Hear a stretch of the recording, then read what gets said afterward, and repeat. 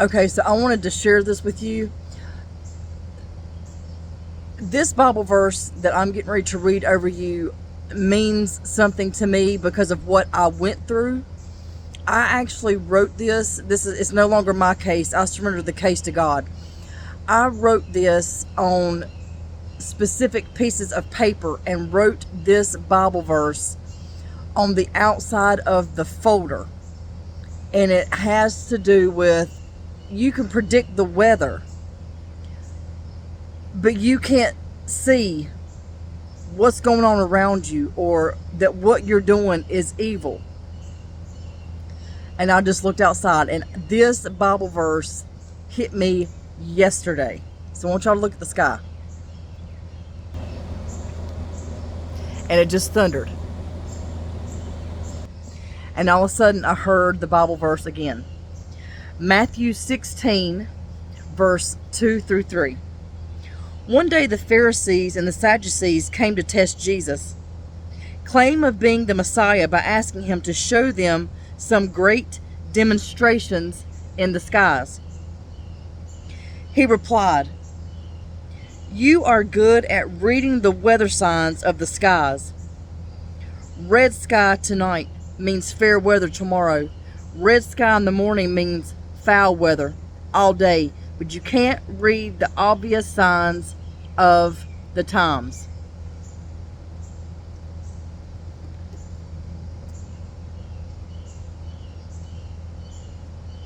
I want y'all to let that sink in. To me, this is not just the signs in the world. To me, this hits home for people that are walking in wickedness also.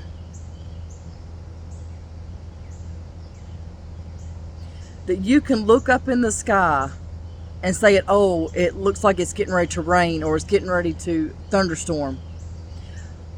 But you can't see the wickedness and the evilness and the sin that you're walking in because you don't want to see it. And I hope and pray before it's too late that God touches your heart, that you surrender your heart to Jesus, that you step away from your wickedness. I don't need signs and wonders to know that Jesus Christ is real. I know what Jesus has done to me, and nobody can take that away. But I hope that that Bible verse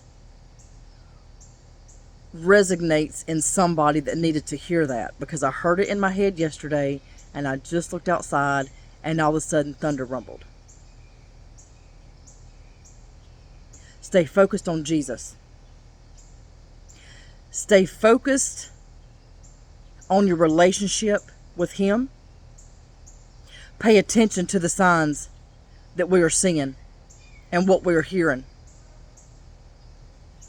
But also stay awake and aware of the ones that have proven that they're not going to change.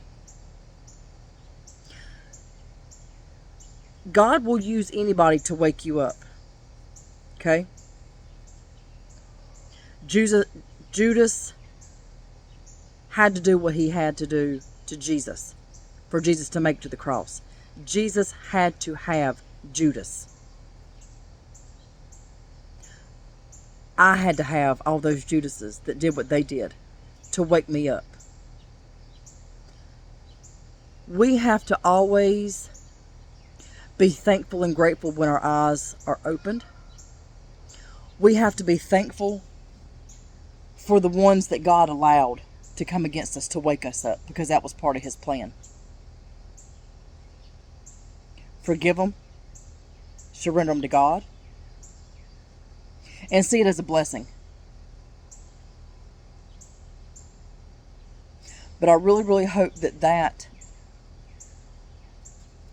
resonated with you like it did me. Now, everybody's going to interpret Bible verses in different seasons, in different ways. But for me, that one had to do with the case that God had me working, and I surrendered it to Him.